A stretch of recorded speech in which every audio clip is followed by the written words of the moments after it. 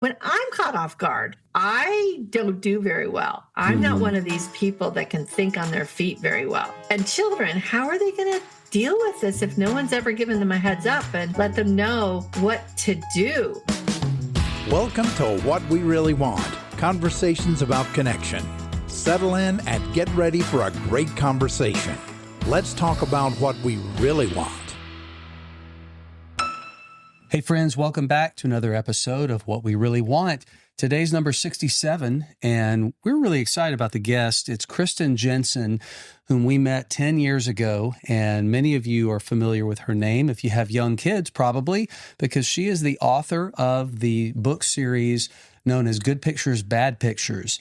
And they keep adding different versions of the books to help parents prepare their kids for a world in which they're going to be exposed to harmful content online. This episode's called The Ability to Make a Good Choice.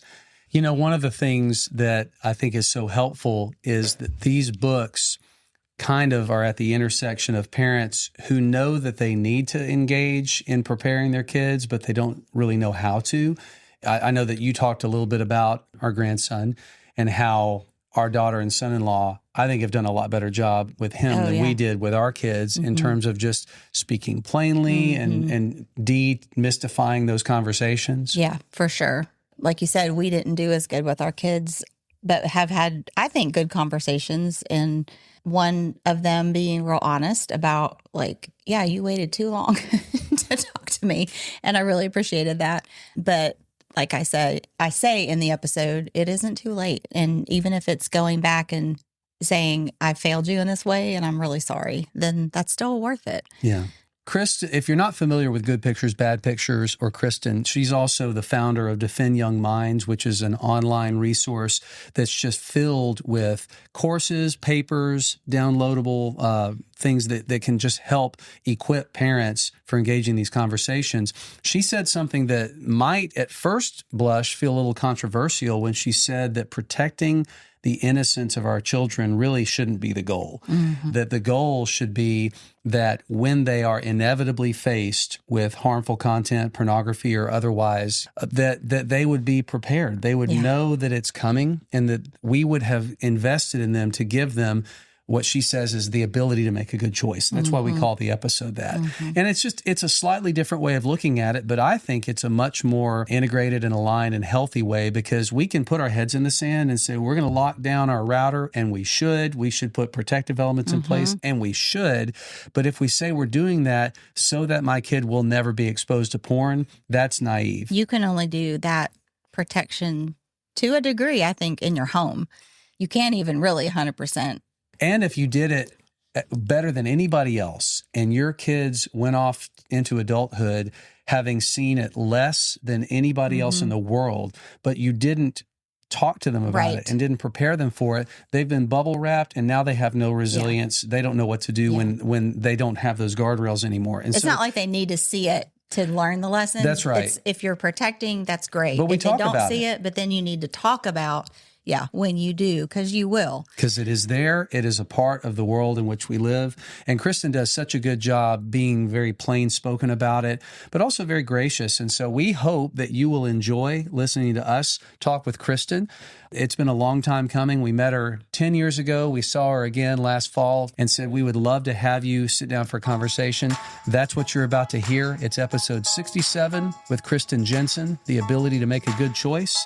And the conversation starts right now. I remember when we first met you, it was 10 years ago. It was in Greensboro at the Set Free Summit. Oh, yes. That's You right. had a display that was right across from our display. And so it was the first event like that we'd ever gone to. It was really the first event of its kind, the largest gathering of spiritual leaders to talk about pornography. And you were there, and you were set up close to us, and we met, and that was the first time that I ever heard about Good Pictures, Bad Pictures. And it was like, holy moly, like this is something super important. We're dealing largely in recovery. Right. Books like yours kind of help parents get a picture of what pre-covery could look like, getting out ahead of it, because I know I'm just jumping right in, Kristen, but it just seems like being a parent of a young child now, has potential to feel so helpless and hopeless. Like, how in the world are we going to raise kids that aren't affected by this? And the answer is you're probably not. But how can we get ahead of it? So, yeah, that's why we've been really excited to talk to you, Kristen Jenson, author of Good Pictures, Bad Pictures book series and founder of Defend Young Minds. And so thanks for being with us. I am so glad to be with both of you, Greg and Stacy. And it's so fun to, to come back, because we did meet 10 years ago and then saw each other again last October. Yes. Yeah. That's right. We caught up with you again at the AACC conference in Nashville. That's right. But the thing that was different is there were so many families that we have either given or recommended your resources to in the time since. And that was something I was really grateful to be able to tell you about and just, say thank you for continuing doing what you're doing. Well, I think that it is a good resource. And I started hearing this early on, that people who are working on this kind of an addiction, what do they tell their kids? How do they kind of help their children so that they can avoid the trap that they fell into? Or maybe like, how do I explain all the time I have to spend it in treatment or whatever? Right. So Good Pictures, Bad Pictures is a great resource for them to help their children. But I've also heard of therapists using it for people in the recovery process, because knowing a little bit about the brain without having to read like a 350-page book on it, is helpful. Yeah. That's really cool. As soon as you mentioned therapists using it for their adult clients who are in recovery, like it immediately, my brain conjured up the words inner child, and just thinking about how much inner child work can be helpful in addiction recovery, because addiction is bound up to childhood trauma and so many unhealed things from our childhood. And so even to be able to engage our exposure to pornography and be taken back to when we were the age that we started using that as a strategy, I think it could help so much with the self-contempt that people deal with in where it ended up. But where it ended up isn't where it started. Where it started for a lot of people was as a caregiver and as a security blanket. That's really cool to hear that therapists have seen its value even for adults. Yeah. Well, before we talk more about the book series and other things that you've had going on this past decade, I'd love to ask you the question we always, I was going to say start with, but we're several minutes in. So I was going to say, where's your question coming? The question that comes near the beginning of our conversation is, what do you really want out of the time we're going to spend? What I want is to give people encouragement and hope and tools, right? Because pornography can be such, it's just, I don't even know how to take the first step. And there's fear, and it just keeps people stuck. So I think that would be the encouragement piece. Obviously awareness, motivation, but I think I want to land with encouragement that you can do something for your children, and you must, but you can. And there's some good tools out there to get that started. Yeah. Well, it's never too late. No, and that's why we changed actually from protect young minds to defend young minds, because it's never too late to defend your child. It's important to give children these digital defense skills. So we love the word defend. Yeah. And we think it's a bigger, broader, better way to approach it. This idea that you can protect children from exposure is right now that's just not possible. It's a great goal, but it can't be 100% expectation. We do the best we can, right? No, we do the best we can, but then you've got to have, with the technology and everything, but then, you've got to have that internal filter. Yeah. So that your child knows what to do. We can't do it all for them. I mean, it would be great if adults could just completely protect their children from all dangers. But, we teach our children when they start to walk and run, we teach them to stop at the curb. Don't run out into the street because dangerous things. So we're teaching them some refusal skills. We're teaching them, some skills so they can actually protect themselves. And it's the same way with the internet. Yeah. Isn't that interesting how we don't bat an eye about to stop at the street. But like, if we could just keep them from ever seeing pornography, then we're fine. But why wouldn't we teach them along the way? Yeah. I mean, just watch a cartoon and you're probably going to get a commercial at some point that you don't want your especially kids to since see. so much of what kids are watching is online, and it's more like clips rather than whole shows. True. And so the things that you know, the ads that accompany the things that people are watching are far less appropriately targeted, and it's just so hard to monitor that. So I mean, what I'm hearing you talk about is, of course we protect in every way that we can, but knowing that we're not going to be able to fully, we use the space that the protection we're able to give creates to really lean in and prepare them for when they're doing it on their own. Right. Something you said a minute ago of, well, wouldn't it be nice if we could protect them from all of it? And there's a part of me that says, well, maybe not, because, you know, if we could protect them from everything and bubble wrap them, then by the time they are on their own, then they don't have any resilience built up. But what your books do and what your resources and tools do is it doesn't neglect that part, you know, and it presumes that everybody's going to be touched by some kind of exposure to harmful content. And so how do we prepare them to know what to do? So I would say that, you know, a lot of people say we want to protect a child's innocence. I am going to make the bold statement that innocence is not the goal. Innocence is not the goal. What is the goal? The goal is wisdom. The goal is discernment. The goal is the ability to make a good choice. That's the goal. If our goal is innocence, it's an impossible thing, because at some point we all get exposed. Not even talking about pornography, but other kinds of evils. I guess I'll just say that.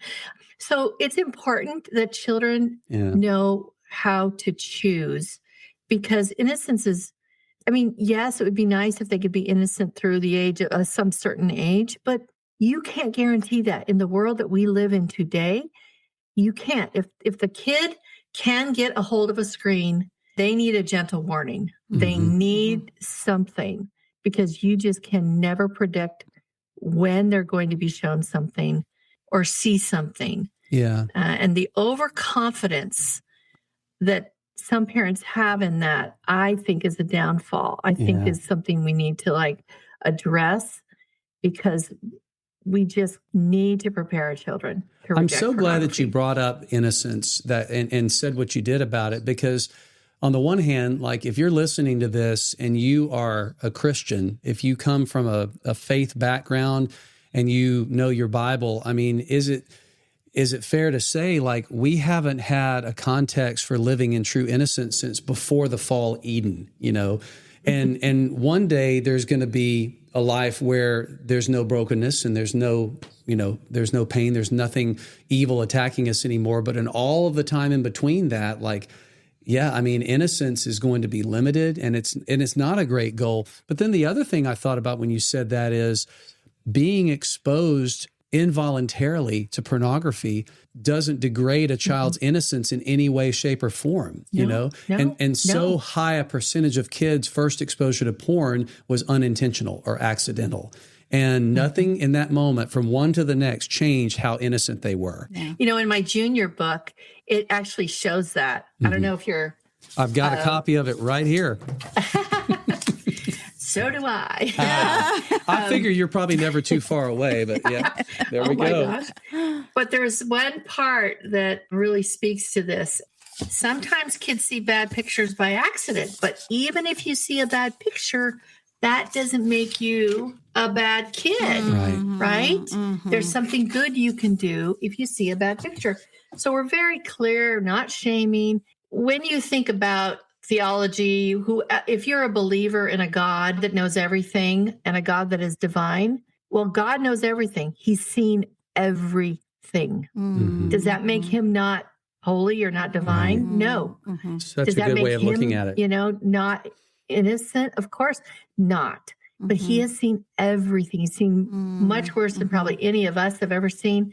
If our children see these things, the fact that they can reject them, that is the good choice. That's what we want to implant in them. And, you know, we can't just have the, cross your fingers and hope. that they don't see anything until the week after you decide to start talking to them about it. I mean, if I had a crystal ball, you know, there are certain stocks that I would have bought about 20 years ago. Yeah. I'm terrible picking stocks. So I don't know that many of us can pick the moment or the day that our child is going to get exposed. Most of us, and studies show that parents underestimate this. Nobody needs to do that. We can just get started as soon as they have any access to a screen. We can start giving them a gentle warning. I walk the walk. I talk the talk, and I walk the walk. And I've read this to my grandsons starting at age like 2.5. As soon as they're willing to sit on your lap and look at a book, we do it, you know? There's so many things in the last 2 minutes that you've been talking that I think deserve maybe a slowdown and a zoom in, because, and the last one is the one I'll talk about first, is you talked about as young as 2.5. And some parents are listening and they're like, what? You know, like, I can't believe you said that. I was thinking you were going to say maybe 9, maybe 10, you know, but the concept of having age appropriate conversations about the body and about sexuality and gender way before even screen, like to get those conversational priorities set and in motion, you know, and have it as an established thing that you do, so that by the time the screen talk comes up, it's like the next chapter. It's not having to start a brand new, like, I don't know how to do this because I've been doing it. And so that's one thing. Well, one thing we say, like, people ask us all the time, what do I do with my little kids? How do I and I'm like, well, first of all, start calling the body parts their actual names and not nicknames, because I mean, we did that. We had nicknames for everything because we were just like, oh, can't call it that. I'm like, well, start that way. Yes, you can. Know? Yes, you can. Yes, you can. They're not going to. It's the context, you know. If you're not all worried about it, if you just say, and that's the beauty of kind of going at it in a more scientific way. Because I mean, yes, there are values, of course, but to just say, this is what it is. And these are special words. And you may want to say, these are words we use in our family, but other families may use other words. You may want to say that kind of thing, but in your family, you're willing to be open, and then that child grows up feeling safe and that they can talk to you about anything. And, you know, it begins this normalization of these conversations.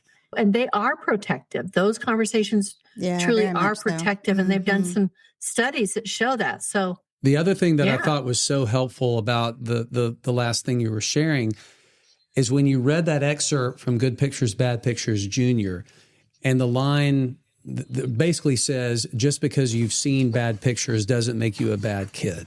I feel like sometimes you can tell what's a better children's book versus a not so great children's book, in that the way that it's written says that the author understands something about human growth and development and the way that kids process the world. And particularly the younger the kid, the more egocentrically they process the world.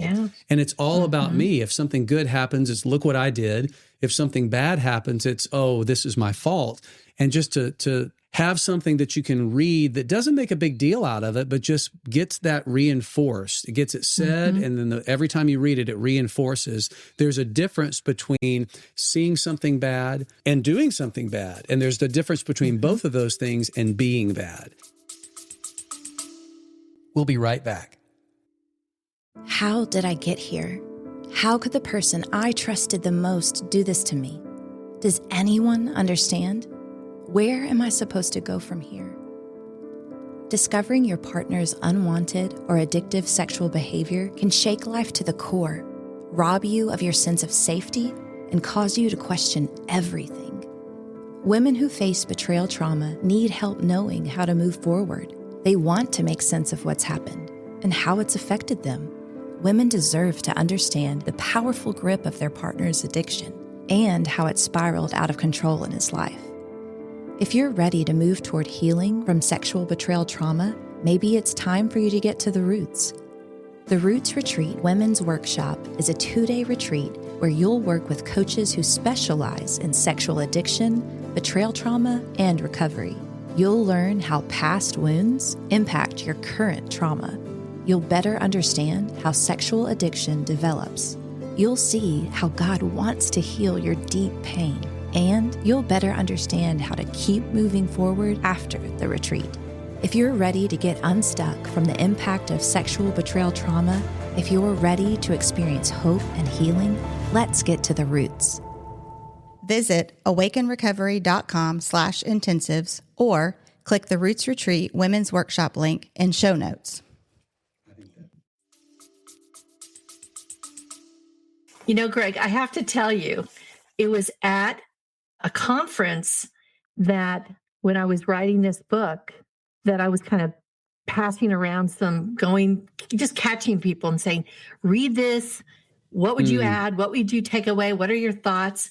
And somebody that was also doing recovery work sat down with me, looked through it, and he says, okay, Kristen, you have got to put this in it. And he says, you've got to put, even though I see a bad picture, that doesn't make me a bad kid. He just totally gave me the line. Oh, that's great. So I'm telling you, I've had this is why I think these books work, is because they weren't written really totally by me. Yeah. That's it. That's the secret. Well, there's I got some wisdom a lot right of there. really smart people. Yeah.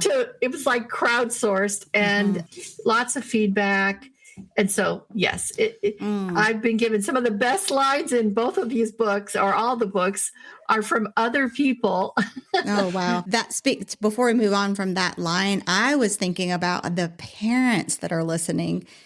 Remember that when you're reading it to your kid and how you respond when they see something, because I think a lot of parents might react in a way that makes the kid, they might not say they did anything wrong or they're a bad person for doing it, but they're going to react in a way that the kid is going to receive, oh gosh, I shouldn't have done that. Or I know before recovery, I think I would have done that. Like, oh my gosh, how did you find that? And then that makes them feel like they've done something something wrong. So and how many kids feel, if their parent has a problem, or if their parent, or if they get divorced, or like it's the kid's fault. Like it's true. Mm-hmm. Kids take upon themselves so much shame. And we've been talking a lot about the motive behind the book, what you're hoping for from the books. I want to go back for a minute to the origin story of the books, because you talk about this a little bit on the Defend Young Minds website. This whole thing started with a phone call that you got about 15 years ago from a friend. Yeah, so I moved to a new town and met this woman, and she had a large family. She was homeschooling. She was doing everything because she was sexually abused as a child, and she wanted to protect her children. She did everything that she thought she could do. But her oldest son, they found out that he was 17 at the time. They found out that he had been sexually molesting his younger brothers and sisters. So from the 14-year-old down to the 4-year-old, porn was really fueling that. Now, I will say he had been sexually molested himself by a foster care sister, I guess, a child. But when he went into treatment, in my state, there's a treatment program, and he had like 8 other young men who also were acting out sexually on their siblings or other young children. None of them had a hands-on perpetrator. It was all porn. Yeah. It was all porn. Porn was the perpetrator. Porn was what was sexually abusing these young men. Then they were doing what kids do, which is imitate what they see adults do, because they have all these mirror neurons in their brains. Yes. And so make a child want to imitate. And so then they started doing that on children that were more vulnerable. So she told me this story. We talked till like 1:30 in the morning. Oh, wow. And I woke up the next morning and I just had this persistent thought come to my brain. Like, it was all about like warning the young children. How are we going to warn the young children? And this is not a topic I ever wanted to do anything about. This is not my life goal, but I don't know. I just felt very curious. So I just went on Amazon, went online searching for a book, because I'm like, I know there are body safety books, but I couldn't find a book about pornography. And I'm like, kids are getting exposed. Like, How is there not a book? How is there not a book? And then I had this thought, well, I've done a lot of like writing, technical writing and that kind of thing. And I have a degree in literature and a master's degree. So I was like, well, maybe I could try my hand at this. And I started doing some research. And so that was the beginning of writing Good Pictures, Bad Pictures, Porn Proofing Today's Young Kids. And that was published in 2014, 12 years ago. Here we are now with 3 other books really, and just trying to get tools out there to parents to help them begin these conversations. So 2017, you released Good Pictures, Bad Pictures Junior, which is really for the younger, like even toddler age up through kind of younger elementary, whereas the original Good Pictures, Bad Pictures is probably geared more towards like second to sixth grade, that range, generally like speaking. 7 to 11, depending. Like I've had parents go through this with teenagers. Yeah. Look, sit down. We're just going to go through this information. Right. Yeah. And they use it like as an outline, but really focusing, like you said, on pre-recovery, on prevention. So kids are not caught off guard, because when I'm caught off guard, I don't do very well. I'm not one of these people that can think on their feet very well. And children, how are they going to deal with this if no one's ever given them a heads up and let them know what to do? So, I often tell this story where a mom read her 9-year-old son Good Pictures, Bad Pictures, and 3 days later, he goes to school. And, a kid comes up with a smartphone and shows them pornography. And that kid recognized it, turned away, and he went home and he told his mom, I was scared, but I knew what to do. I was scared, but I knew what to do. And kids deserve to know what to do, because no kid deserves to face the porn industry alone. Wow. Right. That's what we want. That would make me just, when our kids talk to us about stuff, even if it's way after the fact or down the road, I'll be like, did you know you could come? Did you feel like you could come to us? Yeah. Oh yeah. I just wasn't ready. And like, as long as they knew they could, that just gives me comfort. Yeah. Yeah. Yeah. So that's beautiful. And so this year there's a new one. It's Good Pictures, Bad Pictures Guide for Girls, How I Stay Safe, Smart, and Confident.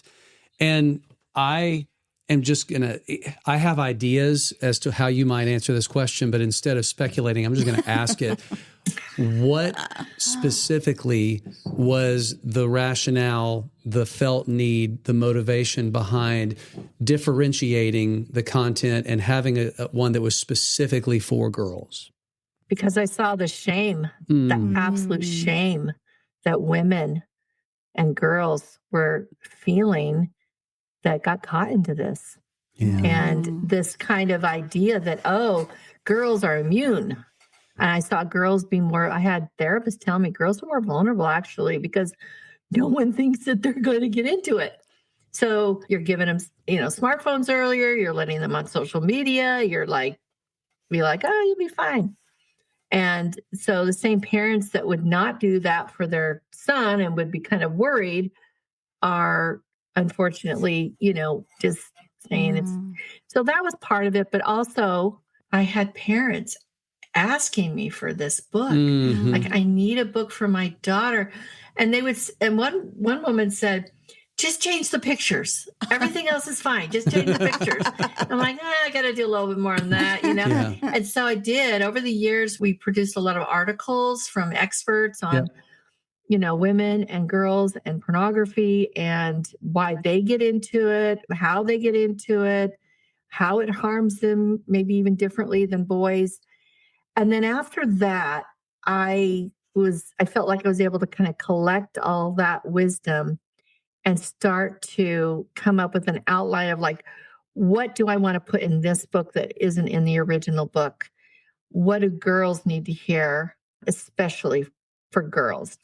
So that was the beginning of it. But really, it came down to, obviously, parents asking me for it. When parents ask me for something, I'm like, I'm going to listen to that. Yeah. But also just the deep shame that women especially were feeling when they got pulled into this, and they just thought they were the only woman that had this problem.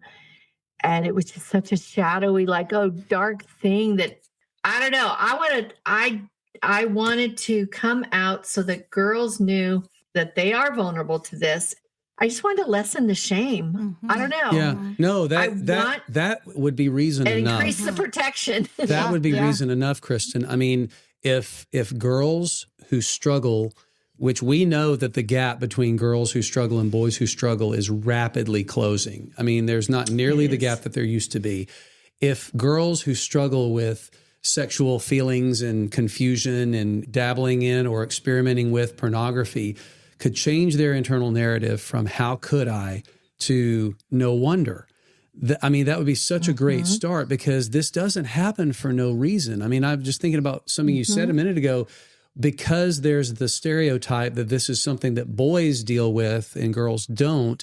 You said we give them phones younger. We let them get on social media younger. And I mean, those two things, it's like handing two loaded guns to a kid and saying, well, don't hurt yourself or anybody else. I mean, think about a young, impressionable girl who's given all of the information available on planet Earth in a device, and also social media, which is the grossest comparison attack that exists, you know, because social media doesn't show real, it shows ideal. And so they've got all of this self-esteem struggle. They've got all this not as good at, and it fuels anxiety. And we know that what sexual acting out does to anxiety in the moment. It makes us feel peaceful, makes us feel like we're calming down. And so many young girls are getting addicted to masturbation, not because they have an overactive sex drive, but because their anxiety is off the charts. And they've found a strategy that will alleviate that. And here comes porn. So, yeah, I mean, the shame that goes along with the before, during, and after, if that was the only reason you gave for writing this book, there doesn't need to be another reason. I mean, I'm sure you could give multiple ones, but that makes sense. Well, I feel like, too, I mean, there's studies that show this. So the girls that watch pornography, use pornography, are more at a much higher risk of beginning sexual behavior earlier and getting into like much riskier sexual acts. Because that's what they see in porn. That's what they see in porn. Also, they objectify themselves. So they get used to this idea that it's okay for someone to treat me violently during sex. And it's okay, you know, this is expected. You know, I should be choked and my hair should be pulled and other horrible things should be done to me. That's horrific. What does it do to their self-esteem when they see themselves as an object? And I just want to make one thing clear, is that the books do not go into sex. Right. Sure. That's a separate conversation. So you can use these books before you've begun that conversation, although I would say begin it earlier rather than later. The problem is that they will be, it's very possible that they can see pornography before you've started those talks. Right. And that's, you know, I have some pretty horrific stories about 3-year-olds and 5-year-olds. But, you know, we're going back to that idea of innocence. Children who know to recognize and report and reject pornography can actually maintain more of their own innocence. There was a girl, 11-year-old girl, her mother read her good pictures, bad pictures. Actually, she was one of my beta readers back in the day. So this girl was on a school bus. They were going on a field trip. A kid came back, showed him some pornography, and she knew what it was. Her mom had talked to her, right? They'd had these conversations, and she turned away. But what did her friend do that was sitting right next to her? Her friend kept looking. And, you know, she went home and told her mom. That mom called the mom of the other girl, thankfully. But kids can actually preserve their innocence to a much greater degree, or at least protect themselves from seeing this stuff if they're taught to reject it. Because if they're not, it's like, this is interesting. This is novel. This is new.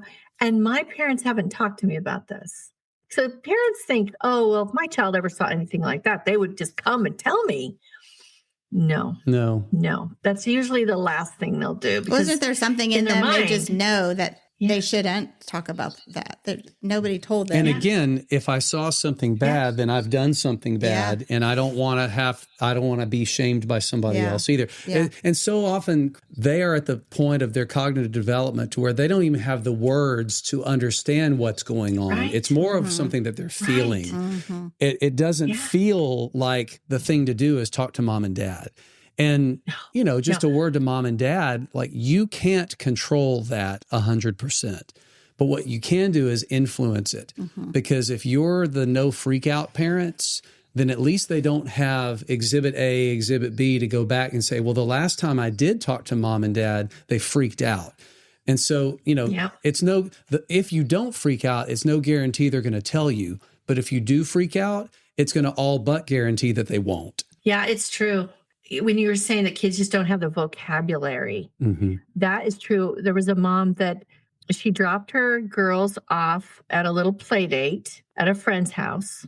And this is before she had any idea about smartphones and what they could see on it. And when she went to pick them up, they were looking at something on a phone. This little girl that they were visiting was showing them something. And they got back in the car and she says, what was she showing you on her phone? And they kind of looked at each other and they're like, oh, it was a My Little Pony video. And they lied. And months later, when she read them good pictures, bad pictures, they fessed up at us and they said, Mom, she was showing us, these bad pictures. And she said, my girls simply didn't have the vocabulary. They didn't know how to even begin a conversation with me about this to report it. I was thinking about something. We're talking about innocence. I'm 54 and I don't know how I've managed to, I have not been exposed to pornography. Like I grew up on the mission field. So I was in Africa in the tribe. We'll just say that it was out in the bush. And so I didn't see anything. I mean, I didn't even see magazines or anything. I know it was around. I didn't know it was around at the time, but my point is even that if you think about, this girl got protected, she never saw, but nobody talked to me about anything. So like any feelings that I had, those felt wrong to me because I had no idea that I would even feel that thing. Yeah. And so I think this idea of innocence, I mean, there's an innocence you're talking about that they can still have that's good, but they also aren't equipped if you don't have these conversations, even if they don't see pornography, which I don't know now how people could not, but you've got to talk to them so that they know that the way that your body responds, I know one of ours saw, again, somebody showed them something at school. And I told her, if you feel things when you see something, somebody flashes it like this and you look away, which she did. And she came and told me. She was in high school. And I'm like, if you feel things when you see these things that aren't good, but you feel it, don't think that means anything is wrong. That just means your body responded to a sexual image. So this is the chapter, My Attraction Center. And we talk about the attraction center and how those feelings get turned on, by these pictures prematurely. And that's the other thing too, is so we have a guide called, Hey, My Kid Saw Porn, Now What? Something like that. I've read it. I've shared it. The SMART plan. And so one of those things is to help your child understand those feelings that they feel, because they're going to feel shock and sometimes like, oh my gosh, it's disgusting. But they're also going to feel possibly intrigue and arousal. So that's the thing, is like to prepare them to understand they may have two very different feelings at the same time, and that's normal, and they're not bad. They're not monsters. They're not degenerates because they felt something. And that's a lot of people, that get, I'm sure you know this, that get into pornography, as they escalate, they get to a point where they're watching things that so conflict with their values. How is it that I am, using this material that is so violent? And I think that that's a great conversation for an older child, right? Where you've already talked to them. But yes, it's important that kids understand that those feelings are not bad. Those are normal, natural feelings, but pornography is hijacking them. Pornography is the great counterfeit. Yeah. And they're not a bad kid if they have those kinds of reactions. In the original book, we talk about how sometimes seeing those pictures can feel like the pull of a giant magnet. Because again, somebody described that to me. He said, when I saw those pictures, I felt like it was a giant magnet just pulling me in. We don't want kids to feel ashamed that they just had a normal reaction. They're a biological reaction to this. Now, listen, if your kids are robot kids, you can just, change the software or whatever, reprogram them. But if you have biological children, they very well could have a biological reaction to seeing hypersexualized pictures. And when you talked about the different things that are going on in the mind and in the nervous system of a kid who unexpectedly sees pornography, and you used disgust and arousal in the same sentence. I mean, parents who are listening, I just want you to think about your kid at the age that they are right now, and how in the world are they able to process disgust and arousal at the same thing without any help. They can't do it. They are unable to process that. Now think about the string that then extends through their future, and what is that going to do to their entire relationship with sexual desire when one of the initial foundational experiences was a blend of disgust and arousal? Then that's going to carry on, and it's going to get in the way of their ability to bless their sexual feelings, of their ability to bond sexually with their partner when they get married. I mean, this thing goes on and on and on. We don't leave those past experiences in the past. And so, the goal is not 100% keep them from happening. We've already talked about that. But the goal is help them to process a trauma, because let me tell you something, a 6-year-old seeing violent porn is a traumatic experience.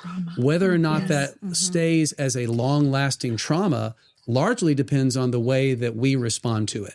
Do we teach them? Do we help them to process? Do we help them to see what it was and what it wasn't? They'll always have a sense of this happened, but it won't have that hook or that strong magnetic pull anymore, because we called it what it was. We didn't allow them to take it to a place of unnecessary shame, and we taught them what to do with it. And my gosh, what are parents supposed to do if not things like that? And so, parents, you might not feel part of their stewardship. That's it. It's part of their stewardship. Yeah. And as we're getting ready to land, I just want to kind of take it to something that I want to point out, and then Kristen, let you talk. Parents who are listening are saying, I want to do it. I don't know how to do it.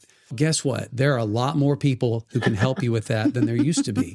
And that's one of the, I'm thinking about you and what we've talked about today.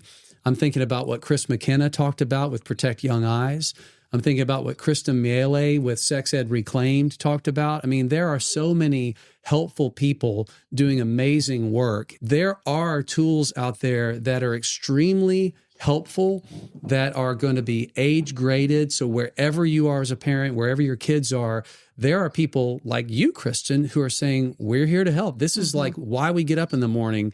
It's not the only reason we get up in the morning, but like, this is what we're doing. And so come on, and you give so much of your stuff away for free too. I don't want to not say that.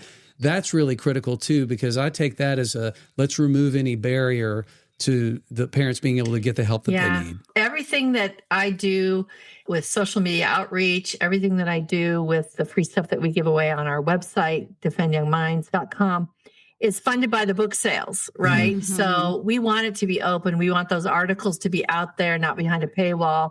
And so that was intentional. Making money is not the primary goal here. If that were the truth, I would be doing something different. Yeah. I mean, you're probably not allergic to making some money here, but like, that's not the motivation. Yeah, I don't think we're going to get rich doing what we do. Right. Well, it's important to know that there are tools out there and that they really are something that will be helpful to beginning these conversations and continuing these conversations. I always say to parents, get the facts, arm the kids and continue the conversations, and then put that on repeat. Yeah. Keep getting the facts. Keep yourself aware. You can do that by signing up for our newsletter on defendyoungminds.com, ordering a guide, and you can continue to arm your children and continue these conversations so that by the time they leave the nest, you've had lots of conversations. Now, it doesn't mean that they can't make their own choices. Yeah. But at least you have given them a good foundation, even something to circle back to. That's right. Even if they've been, and made some wrong choices, which, all of us have, right? Yes, the porch light is on. The breadcrumbs have been laid down. They have a way to get back. And that's really, that's hard for parents to know that they can't control fully the things that we'd like to be able to control. But that's not even what we're being asked to do. We're being asked to steward that role faithfully and to let them know, hey, this is what you can do with this. And I just said this is what you can do. For people who haven't read the books, can do is a very, very critical part of Good Pictures, Bad Pictures. And so if you don't know what that means, quickly go to wherever you buy books and get this series. If your kids are grown, if you're starting to have grandchildren, get them to have at your house. If you are friends in your church or at your workplace with parents who are having young children, let them know. I can't tell you how many of my friends who are younger than me, who have kids who are kind of in the appropriate range that I've told, and they've come back to me and they've said, oh my gosh, thanks so much for recommending that book. So I just wanted to give you kind of that honor, Kristen, and say thank you for taking that phone call from 2011 and saying, I'm sure that you said some comforting things to your friend and you could have left it at that. But you said, what is anybody doing about this? And the answer was almost nothing or not enough for sure. And I'm going to do something about it. And so, we thank you. It's helped us. It's helped our family. It's helped a lot of families. I just think about parents that, we've have friends and are like, I didn't do any of this and my kids are grown and they just have all this feeling terrible.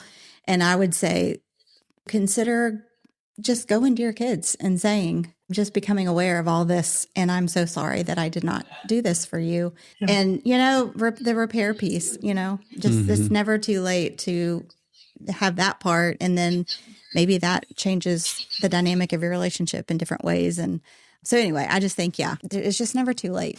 Yeah. When I speak with youth, like teenagers and their parents, I will say, I just want you to know that if no one ever warned you about this and it pulled you in, I just want to apologize. And I am so sorry that you live in a world and you were not given a heads up. But today we're going to talk about this and it'll help you, right? That's kind of what I do encourage parents to just get out there with an apology. It's okay. You did your best and maybe you just didn't know. Yeah. So all of us as parents, I've apologized to my kids for things that, I did wrong and I messed up. And I think it's helped our relationship. But the books are just meant to be very easy. Yeah. You are probably already reading books to your children. And, one of the most surprising things that's happened has been that I've heard back from so many parents that these books are their children's favorite books. Yeah. That's amazing. Okay, I did not see that coming.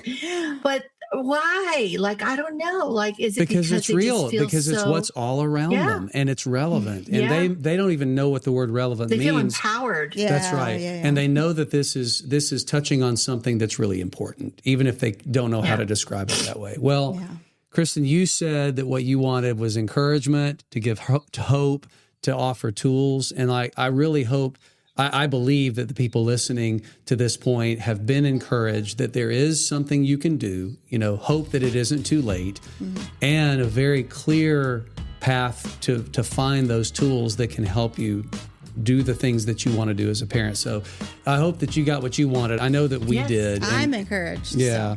So. Thanks you so much for spending some time with us. Just been a real treat. Well, thank you for inviting me. I appreciate it. We'd love to hear from you. If you have questions, feedback, topics you'd like to hear us talk about on the show, click the Send Us a Message link in the show notes of any episode.